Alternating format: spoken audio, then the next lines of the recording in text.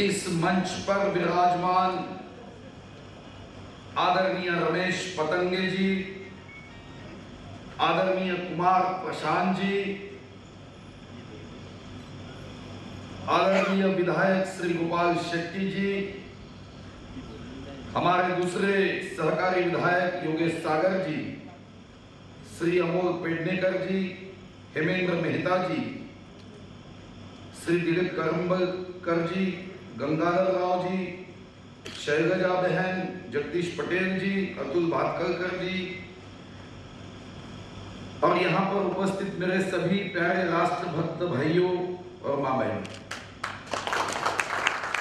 सर्वप्रथम हिंदी विवेक द्वारा प्रकाशित नितिन गडकरी विशेष पूर्ति अंक का विमोचन हुआ ऐसा मैं घोषित करता हूं।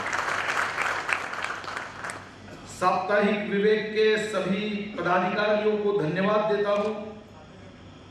हेमेंद्र मेहता जी को भी विशेष रूप से धन्यवाद देता हूं कि इस कार्यक्रम का निमंत्रण मुझे दिया और आप जैसे अच्छे लोगों को दर्शन करने का सौभाग्य हमें प्राप्त हुआ।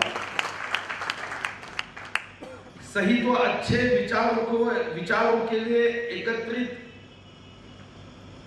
इतनी बड़ी संख्या में जब लोग मिलते हैं तो मेरे जैसे कार्यकर्ता को भी बहुत खुशी होती है।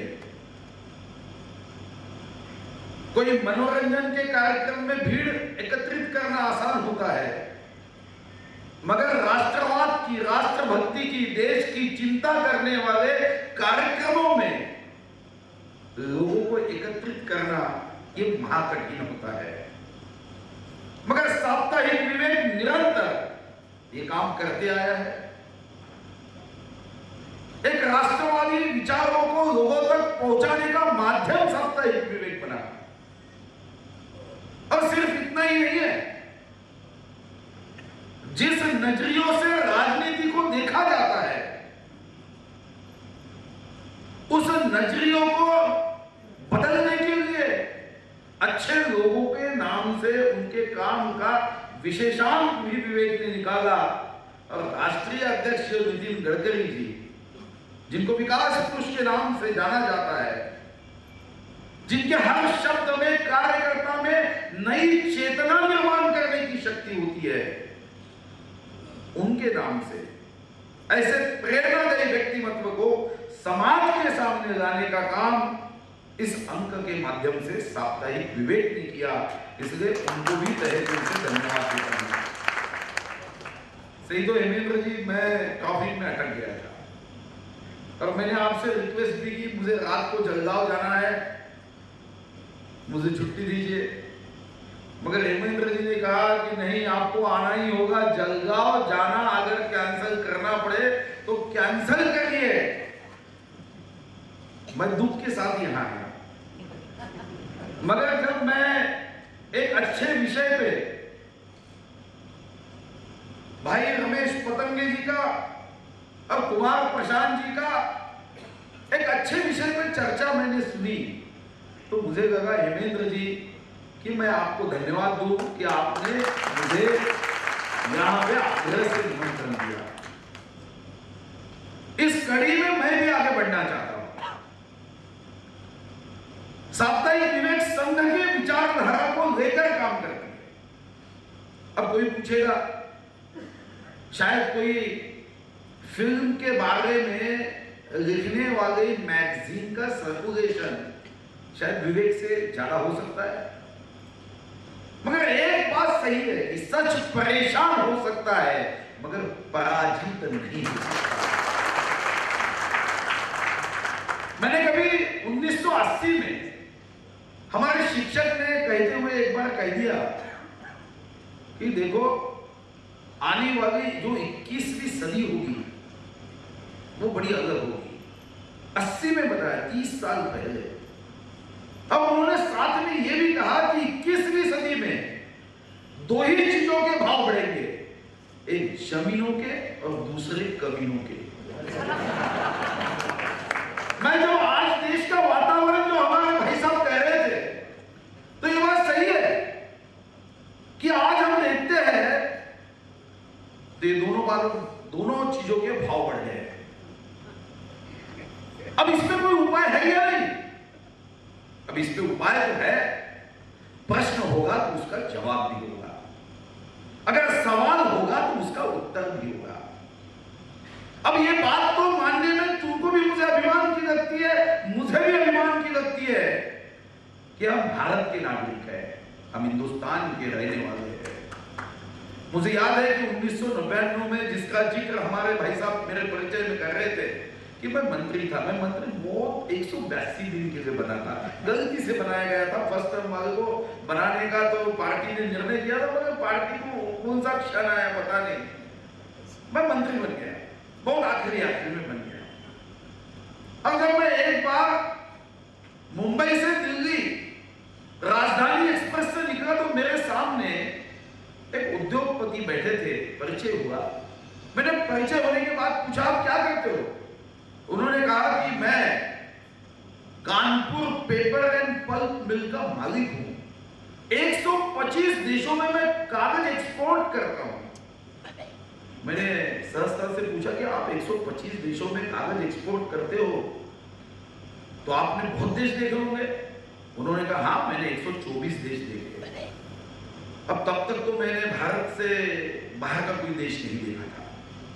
मैंने सहजता से उनको प्रश्न पूछा कि 124 देश आपने देखे हो व्यवसाय के माध्यम से, तो इन 124 देशों में सबसे अच्छा देश कौन सा? 10 सेकंड उन्होंने आंखें बंद की और बड़े पवित्र चेहरे से बात की, मुझे शायद हजारों जन्मों का मेरा पुण्य होगा, इसलिए मेरा जन्म भारत में हुआ, इससे अच्छा देश नहीं हो सकता।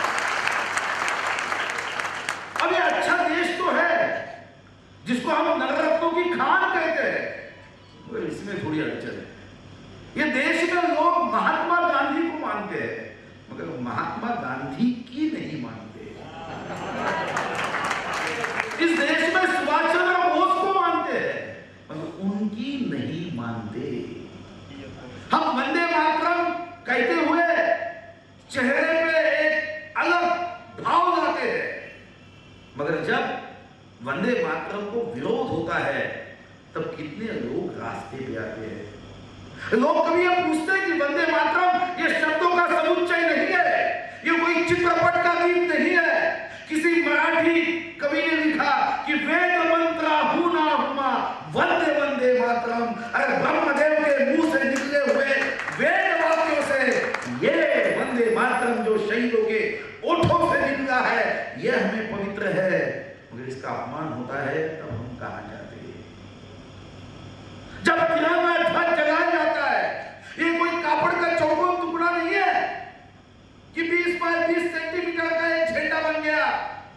ये झंडा, इस झंडे में हम देखते हैं महात्मा गांधी 5 फुट का पंचा पहनकर कन्याकुमारी से कश्मीर तक इस देश के जनता को देशभक्ति से, देशभक्ति के भावना से जगाते निकले। उस महात्मा गांधी के चेहरे को हम तिरंगा ध्वज में देखते हैं।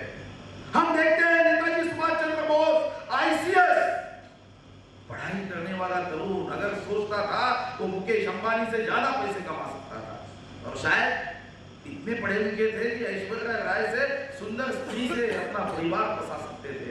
मगर तुम मुझे ढूंढ दो, मैं तुम्हें आजादी दूंगा का नारा देते हुए इस देश के लिए जो गड़े वो तिरंगा ध्वज में हम देखते हैं। मगर वो लोग कौन है कि जब लाल चौक में तिरंगा ध्वज जलाया जाता है तब कहा जाता है हमारा राष्ट्रवाद।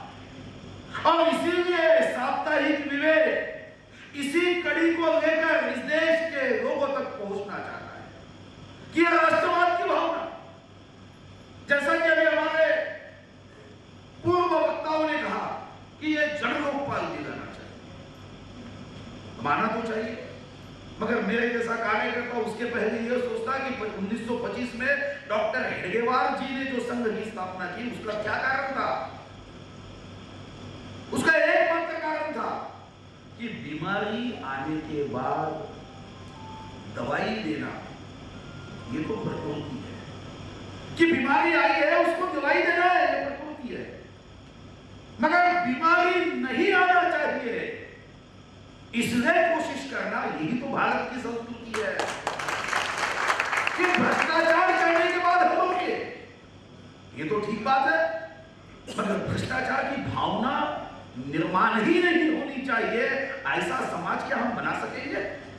यही तो संघ ने सोचा। अब ये बात तो सही है, ये तो आसान है, मैं भी करता था, आज और कोई करेगा।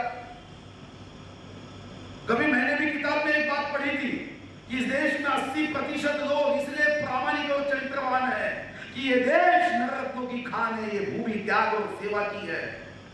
मगर बीच में मैंने एक किताब पढ़ी, उसमें ऐसा लिखा था कि इस देश में 80% लोग इसलिए प्रामाणिक और चरित्रवान है कि उनको संधि नहीं मिलती, अपॉर्चुनिटी नहीं मिलती। अगर ये बात सही होगी तो ये कोई हम संसद को गाली देकर काम नहीं बनेगा। परिवर्तन तो व्यक्ति विशेष से करना पड़ेगा, व्यक्ति में परिवर्तन करना पड़ेगा। जो संघ चाहता था, जो साप्ताहिक विवेक उसी धारा को लेकर आगे जा रही है कि हम व्यक्ति में परिवर्तन कर सकेंगे।